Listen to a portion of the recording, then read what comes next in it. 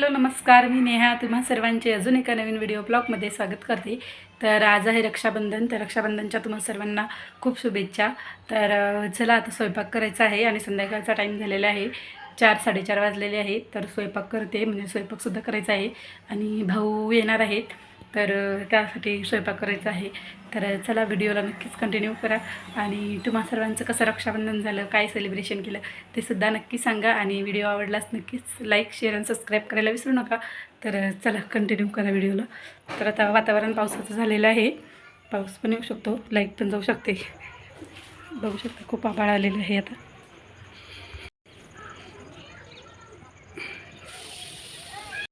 तर इथे मी सर्व तयारी केलेली होती, डाळ सुद्धा लावलेली होती, म्हणजे कुकर लावून घेतलं आणि लगेच मग जी डाळ सकाळी भिजत घातली होती डाळ मुगाची घातली होती सकाळी, ती डाळ मिक्सरला वाटून घेतली। मुगाच्या डाळीची भजी छान होतात, त्यासाठी मी मुगाची डाळ भिजत घातली होती आणि ते छान स्वच्छ धुवून घेतली आणि हे करून नंतर मग लगेच वाटून घेतली मिक्सरला। छान जास्त बारीक नाही करायची, नॉर्मल बारीक करायची आणि लगेच ते वाटून घेतलं आणि रुद्राचं सुद्धा इथं खेळत होता, चालू होतं काहीतरी। तर रुद्राच्या ट्युशनला सुद्धा सुट्टी होती रक्षाबंधन असल्याच्याने, तर इथे त्याला बोलत मग मिक्सरला सगळं डाळ वाटून सुद्धा घेतली आणि लगेच मग कांदा वगैरे साईडला बघू शकता तुम्ही मी केलेली होती काही तयारी आधीच, म्हणजे रुद्राला सुद्धा मोबाईल दिला होता त्यामुळे मधात काही हे केलं नाही।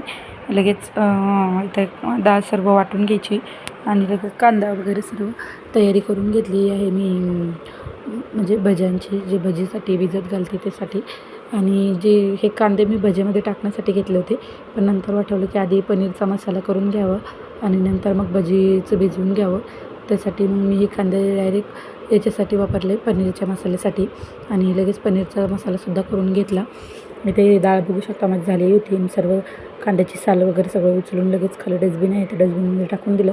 जो एक्स्ट्राचा पसारा आहे किचन ओट्यावर तो सुद्धा काढून घेतला, लगेच जागच्या जागी ठेवून दिला आणि ते डाळसुद्धा काढून वाटून झाली होती, लगेच कढई ठेवली गॅसवर आणि खोबरं घेतलं, आधी खोबरं खिसून घेतलं सर्व व्यवस्थित, चिरून टाकल्यापेक्षा खिसून टाकलेलं चांगलं, म्हणजे पटकन होते पेस्ट। तर इथे मी सर्व खोबरं असं खिसून घेतलेलं आहे आणि खोबरं खिसून झाल्यानंतर लगेच कांदा टमाटर आणि लसूण हे सुद्धा टाकून छान वाटण तयार करून घेत आहे पनीरचं। तर मी आधी तेल टाकलं, त्यानंतर कांदा टमाटर आणि जे लसूण वगैरे त्याच्यातच टाकून दिला आणि खिसलेलं खोबरं ते सुद्धा टाकलेलं आहे त्यामध्ये आणि लगेच छान असं वाटण भाजून घेतलं। थोडंसं पाणी टाकलं, आधी तेलात भाजलं, नंतर थोडंसं पाणी टाकून झाकण ठेवून दिलं बारीक गॅसवर। इकडं डाळसुद्धा झालेली होती माझी, मग डाळीमध्ये लगेच थोडंसं पाणी टाकून हळद मीठ टाकून पातळ करून ठेवली, म्हणजे थोडी हे करून ठेवलं आणि लगेच इथं डाळीची तयारीसुद्धा करून घेते।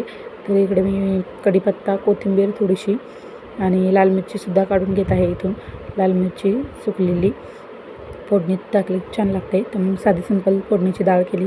तर इथे मी थोडं तेल टाकलं आधी, नंतर मग जिरं मोहरी आणि कढीपत्ता टाकून घेतला, तरी थोडीशी कोथिंबीर तेलामध्येच टाकली आणि लगेच डाळ टाकून दिली आणि डाळ टाकला झाकण ठेवून द्यायचं, म्हणजे छान वाफ बसते तिला फोडणीची, म्हणजे बाहेर वाफ निघत नाही असं।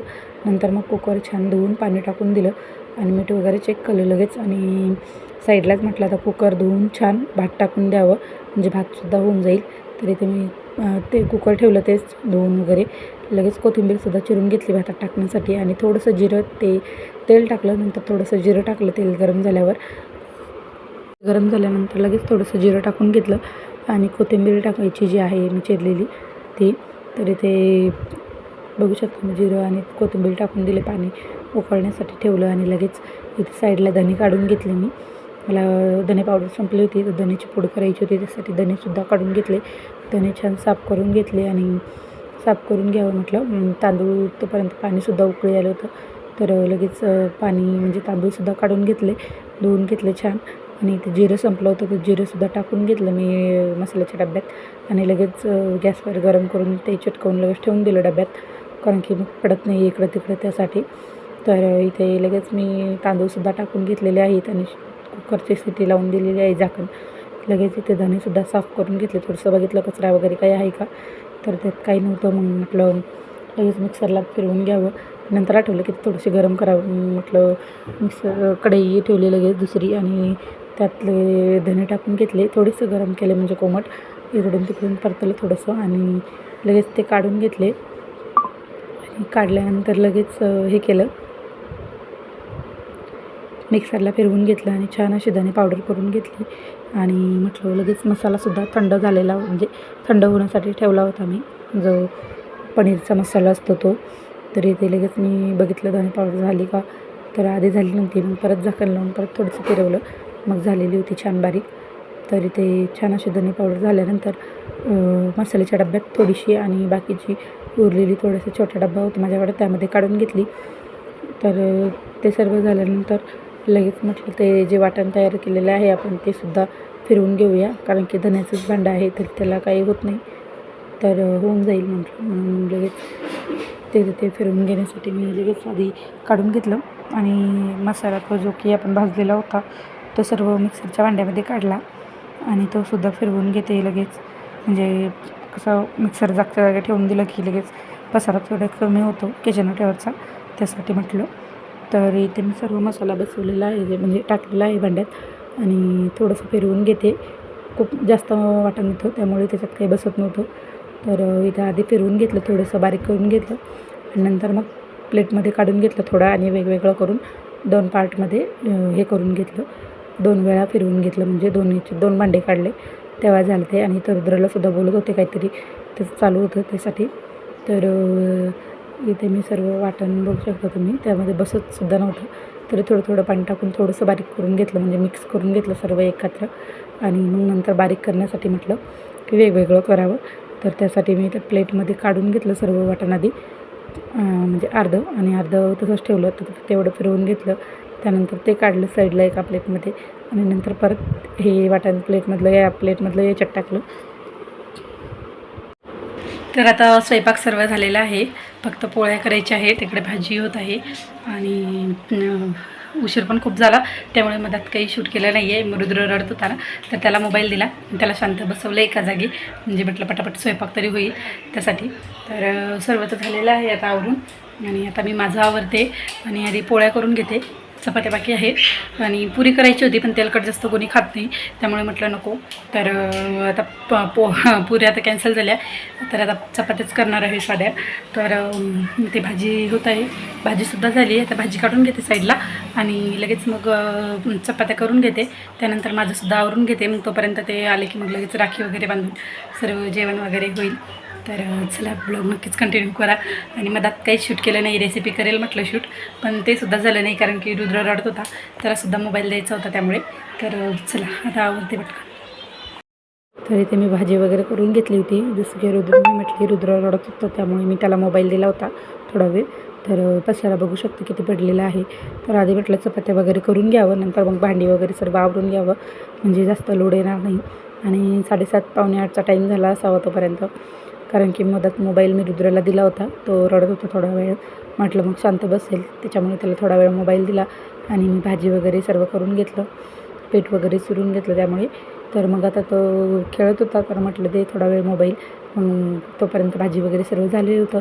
तर इथे सर्व चपात्या मी करून घेते, आणि चपात्या झाल्यानंतर लगेच जे साईडला बेसिनमध्ये भांडे वगैरे पडलेले आहेत ते सुद्धा आवरून घेते, म्हणजे जास्त भांडी होत नाहीत नंतरच्याला. त्यामुळे म्हटलं आधीच थोडंसं आवरून ठेवलं की नंतर जास्त लोड होत नाही. आणि भजीसुद्धा करायची बाकी होती, तर मी म्हटलं की गरम गरमच खाल्ली जातात, त्यामुळे मी काही जास्त हे केलं नाही. नंतर मी माझं आवरून घेतलं छान. माझं आवरल्यानंतर इथे ताटसुद्धा काढलेलं होतं मी, आणि लगेच सर्वजण आल्यानंतर थोडी रांगोळी वगैरे काढली. नॉर्मल मला काही जास्त येत नाही, तर थोडीशी नॉर्मल रांगोळी वगैरे काढून घेतली, आणि लगेच सर्वांना मस्त राख्या वगैरे बांधून घेतल्या आम्ही. आणि ते आमच्या गप्पा वगैरे चालू होत्या, आणि मोबाईल मी भावाकडे दिला होता, तर त्याला व्हिडिओ काढ म्हटलं, तर त्याने आडवा असा उभा मोबाईल पकडला होता, त्यामुळे नंतर मग आडवा करायला सांगितलं. तर ते छान अशा राखी वगैरे सर्वांना बांधून घेतलं, आणि ते गप्पा वगैरे चालू होत्या आमच्या. तर सर्वांना राखी वगैरे बांधून झाल्यानंतर भजी वगैरे करायची होती, माझी भजी बाकी होती करायची, आणि ते सगळेजणांना आधी राखी बांधून घेतली. गप्पा चालू होते आमच्या काहीतरी. तर चला, नक्की व्हिडिओ कसं वाटत आहेत काही नक्कीच कमेंट करून सांगा, आणि आवडत असतील तर लाईक, शेअर आणि कमेंट करायला विसरू नका. तर इथे चालू होती आमची मस्ती, आणि फोटोग्राफर बघू शकता किती आहेत. तर इथे मस्तपैकी राखी वगैरे सर्वांना बांधून घेतले, आणि सर्वजण तुम्ही म्हणसाल कोण आहे, तर मिस्टरांचे मित्रसुद्धा आहेत, आणि कसं सगळ्यांच्या म्हणजे गावाकडं प्रत्येक सणाला जाणं होत नाही, मग इथेच येतात ते सर्व. काही सण असला तरी म्हणजे जसं की आपलं दिवाळी वगैरे, भाऊबीज काही असलं तरी सर्वजण इथं येतात माझ्याकडं. तर आमच्या इथे येतात म्हणजे सर्व. तरी ते छान असं सर्वांना राख्या बांधून घेतलं आणि गावाकडं सारखं जाणं होत नाही, त्यामुळे सर्व इथंच असतात आमच्या इथे म्हणजे येतात दरवेळी. आणि छान वाटतं सर्व असे आले की एकत्र छान दिवस जातो आणि मस्त वाटतं म्हणजे गप्पा गोष्टी वगैरे असं छान होतं. त्यामुळे इथे ज्ञानूसुद्धा बसलेला आहे, हा माझा भाऊ आहे. तर आणि राखी वगैरे बांधून घेतली आणि रुद्रचं चालू होतं मला सुद्धा बांध म्हणून. तर त्याला आरोने बांधली होती आधी, ते तर मी काही शूट केलं नाही. म्हटलं नंतर हे फोटो वगैरे ॲड करता येतील. तर इथे छान असं जेवणंसुद्धा चालू होते. राखी वगैरे सर्व झाल्यानंतर आम्ही छान अशी जेवणंसुद्धा करून म्हणजे मी भजी काढत बसली. भजी काढायची होती गरम आणि मिस्टरांनी त्यांना सर्वांना वाढलं. ते म्हटलं की मी नंतर जेवतो, आपण सोबत जेवू म्हणून नंतर. तर मग आम्ही नंतर जेवलो. तर आधी सर्वांना वाढून घेतलं छान. त्यांनी वाढून दिलं आणि मी भजी काढली गरम छान भजी आणि पापड राहिले होते.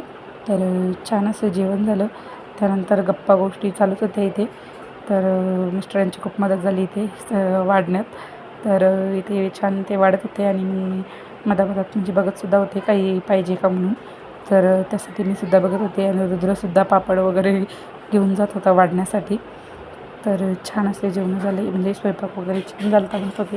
त्यानंतर जेवणं वगैरे झाले आणि माझ्या इथं गप्पासुद्धा चालूच होत्या मधामधात म्हणजे त्यांना काढूनसुद्धा देत होते आणि तिकडे जाऊन बघतसुद्धा होते काही लागतं का वगैरे म्हणून. तरी ते त्यांची जेवणं चालू होते आणि रुद्रसुद्धा वाढायला मदत करत होता पप्पाची मधामधात. तर इथे गप्पासुद्धा चालू होत्या छान आमच्या आणि खूप छान वाटतं असे सर्वजण एकत्र आले की. तर सर्वांना वाढून वगैरे झालं, त्यांची जेवणं वगैरे झाले. नंतर काही शूट केलं नाही मी.